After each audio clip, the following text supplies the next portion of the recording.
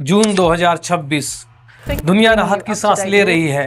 America और Iran के बीच युद्ध विराम की बातचीत चल रही है। तेल बाजार शांत होने लगे हैं, लेकिन सवाल यह है, क्या यह सचमुच शांति की शुरुआत है या सिर्फ अगले बड़े विस्फोट से पहले की खामोशी? आज अमेरिका और ईरान एक दूसरे पर भरोसा नहीं करते। दोनों एक दूसरे को मिडल ईस्ट की सबसे बड़ी समस्या मानते हैं। लेकिन हैरानी की बात यह है कि ऐसा हमेशा नहीं था। कभी यही दो देश करीबी सहयोगी थे, और सिर्फ इतना ही नहीं, एक समय ऐसा भी था जब ईरान और इजराइल के बीच भी गुप्त सहयोग मौजूद था। फिर ऐसा क्या हुआ कि दोस्ती दुश्मनी में बदल गई? क्या कहानी 2026 के मिसाइल हमलों से शुरू होती है, या उससे कई दशक पहले जब एक गुप्त राजनीतिक खेल ने पूरे ईरान का भविष्य बदल दिया? और क्या इसी कहानी में एक ऐसा फैसला छिपा है जिसने 70 साल बाद अमेरिका और ईरान को युद्ध के किनारे ला खड़ा किया? और क्या इसी कहानी के बीच छिपा है वह कारण जिसने दुनिया को कई बार एक और बड़े युद्ध के किनारे ला खड़ा किया? यह कहानी है अमेरिका और ईरान के टकराव की। 1979 से कई साल पहले मिडल ईस्ट की तस्वीर बिल्कुल अलग थी। आज जिस ईरान को अमेरिका का सबसे बड़ा विरोधी माना जाता है, कभी वही अमेरिका का भरोसेमंद साथी था। शाह मोहम्मद रजा पहलवी के शासन में तेहरान और वाशिंगटन के बीच रिश्ते इतने मजबूत थे कि दोनों देशों की सुरक्षा, व्यापार और रणनीति लगभग एक ही दिशा में चल रही थी। लेकिन इस दोस्ती की नींव के नीचे एक ऐसी दरार छिपी थी जिसे दुनिया देख नहीं रही थी। 1953 में ईरान के अंदर सत्ता का एक बड़ा खेल खेला गया। एक निर्वाचित सरकार कमजोर हुई और शाह पहले से ज़्यादा शक्तिशाली बनकर उभरे। अमेरिका के लिए एक कोल्ड वार की रणनीति थी, लेकिन कई ईरानियों के लिए यह सिर्फ सत्ता परिवर्तन नहीं था। उन्हें लगा उनका भविष्य उनसे छीन लिया गया है। और यहीं से एक सवाल जन्म लेता है, क्या ईरान सचमुच अपना रास्ता खुद चुन रहा था, या कोई और उसके फैसले तय कर रहा था? समय बीतता गया। शाह ने देश को आधुनिक बनाने की कोशिश की। नई सड़कें, नए उद्योग, पश्चिमी प्रभाव। लेकिन जितनी तेजी से बदलाव बढ़ रहा था, उतनी ही तेजी से असंतोष भी बढ़ रहा था। धार्मिक नेताओं, छात्रों और आम लोगों के बीच एक भावना फैलने लगी कि उनका देश अपनी पहचान खो रहा है। लेकिन जिन बदलाव को शाह प्रगति समझ रहे थे, उन्हीं बदलाव से उनका शासन खत्म होने वाला था। फिर आया 1979, एक ऐसा साल जिसने मिडल ईस्ट का इतिहास दो हिस्सों में बांट दिया। देश छोड़ सालों बिताने वाले एक धार्मिक नेता की सड़कों पर लाखों लोग उमड़ पड़े, लेकिन शायद उस भीड़ में मौजूद ज़्यादातर लोगों को अंदाज़ा नहीं था कि यह क्रांति आने वाले दशकों की दुश्मनी भी पैदा करने वाली है। कुछ ही महीनों में वह राजशाही जो दशकों से अटूट दिखती थी, ढह गई। शाह चले गए और उनके साथ अमेरिका का सबसे भरोसेमंद साथी भी। नई सरकार ने सिर्फ सत्ता नहीं बदली, उनसे पूरे खेल के नियम बदल दिए। कल तक के दोस्त अब एक दूसरे को शक की नज़र से देखने लगे थे, लेकिन असली विस्फोट अभी बाकी था। कुछ ही महीनों बाद तेहरान में ऐसा हुआ जिसने अमेरिका और ईरान की दुश्मनी को लगभग स्थायी बना दिया। और कैसे एक दूतावास दुनिया की सबसे खतरनाक टकराव में से एक का प्रतीक बन गया। 1979 तेहरान की सड़कों पर क्रांति का शोर अभी थमा भी नहीं था कि एक ऐसी घटना हुई जिसने आने वाले दशकों की दुश्मनी की नींव रख दी। हजारों क्रांतिकारी अमेरिका दूतावास की दीवारों के भीतर घुस गए। 52 अमेरिकी नागरिक एक दिन नहीं, एक महीने नहीं, पूरे 444 दिन तक बंधक बने रहे। और उनके परिवार हर सुबह एक ही सवाल के साथ उठते थे, क्या वे आज घर लौट पाएंगे? वाशिंगटन के लिए यह केवल एक बंधक संकट नहीं था, यह एक संकट था। ईरान अब अमेरिका का सहयोगी नहीं, चुनौती बनने जा रहा था। लेकिन यह सिर्फ शुरुआत थी। 1980 के दशक में एक नया मोर्चा खुला, सीधे युद्ध का नहीं, छाया युद्ध का, इनडायरेक्ट युद्ध का। लेबनान में एक संगठन उभर रहा था, हिजबुल्लाह। समर्थकों के लिए प्रतिरोध, विरोधियों के लिए ईरान की लंबी पहुंच। दिलचस्प बात यह है, अमेरिका और ईरान आज भी मानते हैं कि मिडल ईस्ट में ईरान का सबसे बड़ा प्रभाव उसकी सेना नहीं, बल्कि उसके सहयोगी समूह है। धीरे धीरे लड़ाई की परिभाषा बदल गई।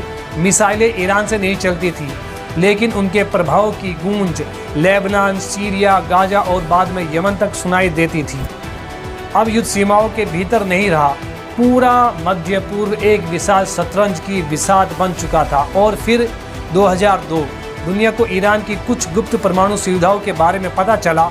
तेहरान का दावा था यह ऊर्जा और वैज्ञानिक विकास का कार्यक्रम है, लेकिन वॉशिंगटन और तेल अवीव एक अलग सवाल पूछ रहे थे। अगर यह सिर्फ ऊर्जा है तो इतनी संवेदनशील तकनीक क्यों? लेकिन असली सवाल यह नहीं था कि ईरान क्या कर रहा है। सवाल यह था कि दुनिया को कैसे पता चले कि वह क्या कर रहा है। यहीं से अविश्वास ने नया रूप ले लिया। प्रतिबंध लगे, निरीक्षण बढ़े, धमकियां बढ़ी और हर बीतते साल के साथ डर भी। क्या ईरान केवल परमाणु तकनीक विकसित कर रहा है या परमाणु हथियार बनाने की क्षमता के करीब पहुंच रहा है? फिर 2015 में एक समझौता हुआ। दुनिया ने राहत की सांस ली। ऐसा लगा जैसे युद्ध का रास्ता बंद हो रहा है। लेकिन इस समझौते की उम्र उतनी लंबी नहीं थी जितनी दुनिया उम्मीद कर रही थी।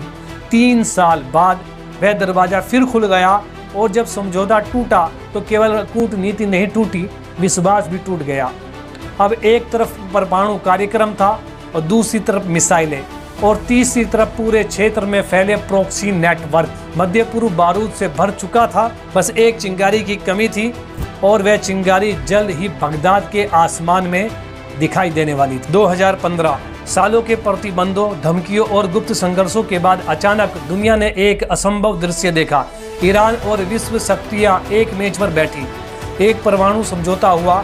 ऐसा लगा जैसे दशकों पुरानी दुश्मनी पहली बार पीछे छूट सकती है। कई लोगों ने इसे युद्ध को रोकने वाला समझौता कहा, लेकिन कुछ लोगों को लगा ये शांति नहीं, सिर्फ एक विराम है। और वही संदेश जल्द इतिहास बदलने वाला था। फिर आया 2018। व्हाइट हाउस में नया राष्ट्रपति था। डोनाल्ड ट्रंप ने एक फैसला लिया जिसने पूरे मध्य पूर्व को हिला दिया। अमेरिका समझौते से बाहर निकल गया, प्रतिबंध वापस आ गए, भरोसा टूट गया।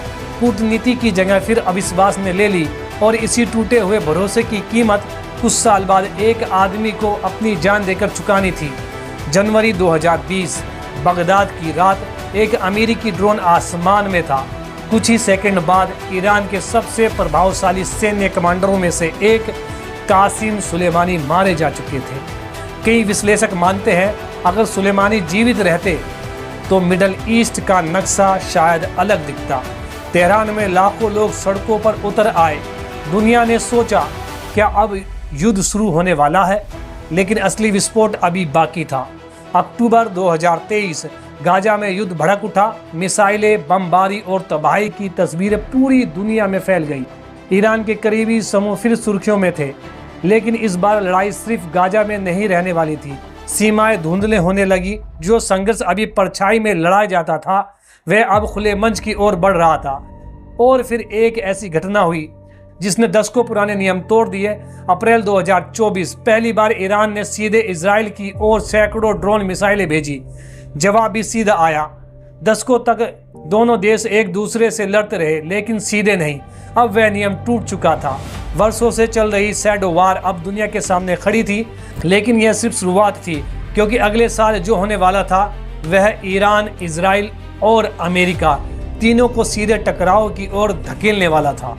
अगर हॉर्मोन्स बंद होता है तो असर सिर्फ मिडल ईस्ट पर नहीं पड़ता, उसका असर दुनिया भर में लोगों की जेब तक पहुंच सकता था। लेकिन क्या यह युद्ध का अंत था या अगले दौर की तैयारी? जून 2026 मिसाइलें शायद कुछ समय के लिए शांत हो रही है, लेकिन यही कहानी एक व्यक्ति पर आकर रुक जाती है जिसकी मंजूरी के बिना ईरान की कोई बड़ी रणनीति पूरी नहीं होती। आखिरी अंतिम फैसला कौन लेता है? दुनिया अक्सर ईरान के राष्ट्रपति को देखती है, लेकिन असली शक्ति एक पद में छिपी है जो राष्ट्रपति से भी ऊपर है, सुप्रीम लीडर। और 1989 से यह पद एक ही व्यक्ति के पास है, खामनेई। वह व्यक्ति जो 1981 के एक बम हमले में लगभग मारा गया था। अगर उस दिन इतिहास थोड़ा अलग मोड़ जाता तो शायद आज का ईरान भी अलग होता। हैरानी की बात यह है, जब 1989 में उन्हें सुप्रीम लीडर चुना गया तो कई लोगों को नहीं लगता था कि वह इस पद के सबसे संभावित उम्मीदवार है। लेकिन अगले दशकों में वही ईरान की सबसे प्रभावशाली आवाज़ बन गए। खामनेई के नेतृत्व में एक और संस्था असाधारण रूप से शक्तिशाली बनी। IRGC सिर्फ एक सैन्य बल नहीं, सुरक्षा, राजनीति, अर्थव्यवस्था और क्षेत्रीय रणनीति का केंद्र। कुछ विश्लेषक इसे राज्य के भीतर राज्य तक कहते हैं। समर्थकों के लिए यह ईरान की ढाल है, आलोचकों के लिए यह उस व्यवस्था की रीढ़ है जिसने सत्ता को और अधिक केंद्रीकृत कर दिया। लेकिन एक बात पर दोनों पक्ष सहमत दिखते हैं, आधुनिक ईरान की कहानी खामनेई और IRGC को समझे बिना पूरी नहीं हो सकती। अब जब युद्ध विराम की कोशिशें चल रही है और मिडल ईस्ट पर एक नए मोड़ पर खड़ा है, सबसे बड़ा सवाल शायद मिसालों का नहीं है। सवाल यह है, अली खामनेई के बाद ईरान कैसा होगा? क्या इस्लामिक रिपब्लिक उसी रास्ते पर चलेगा या इतिहास एक बार फिर अप्रत्याशित मोड़ लेगा? अगर 1981 का वह बम हमला सफल हो जाता, जो शायद अली खामनेई कभी सुप्रीम लीडर नहीं बन पाते, शायद IRGC इतनी शक्तिशाली नहीं होती, शायद अमेरिका और ईरान की कहानी भी अलग होती। लेकिन इतिहास अगर से नहीं बदलता और आज मिडल ईस्ट का भविष्य एक बार फिर एक मोड़ पर खड़ा है, जहां अगला फैसला सिर्फ ईरान नहीं, पूरी दुनिया को प्रभावित कर सकता है। और वह अध्याय अभी लिखा जाना बाकी है।